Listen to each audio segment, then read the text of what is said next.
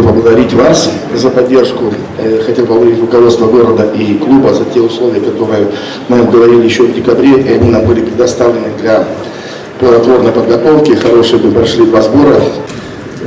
Согласился в команду прийти Леня Ковель, согласился в команду прийти Коля Януш, хотя у ребят и были приглашения. Леня Ковель в прошлом году мы опоздали ровно на 1 день, хотели его пригласить. Вот жалко, конечно, очень жалко, что мы потеряли на полгода. Это минимум Филиппа Рудика, это, в общем-то, такой харизматичный, один из лидеров нашей команды. Но тяжелая травма, разрыв ахиллова сухожилия.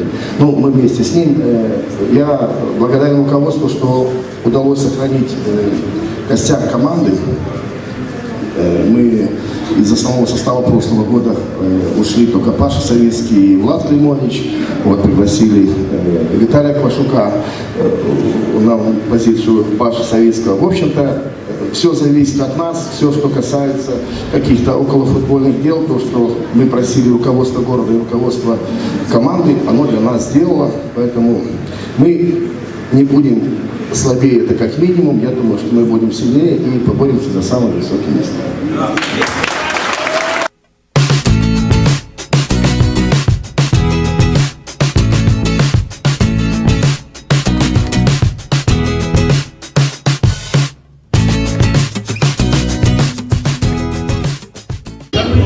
Кто самый ленивый на тренировке?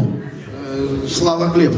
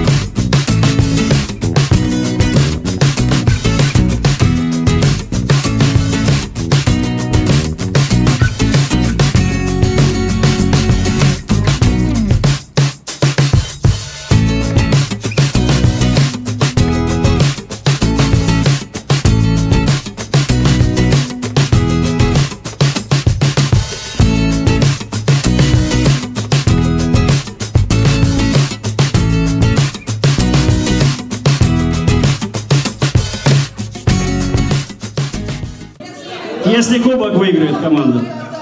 Болельщики против команды, спор, пожалуйста, заключаем на 4 ящика пива, если команда выигрывает и если команда проигрывает. Ой, Нёман, ой, батька любимый, як солнце, як день дорогий. Предложение такое.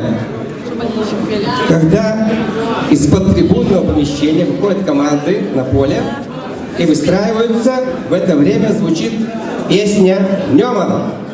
Все болельщики встают и поют эту песню.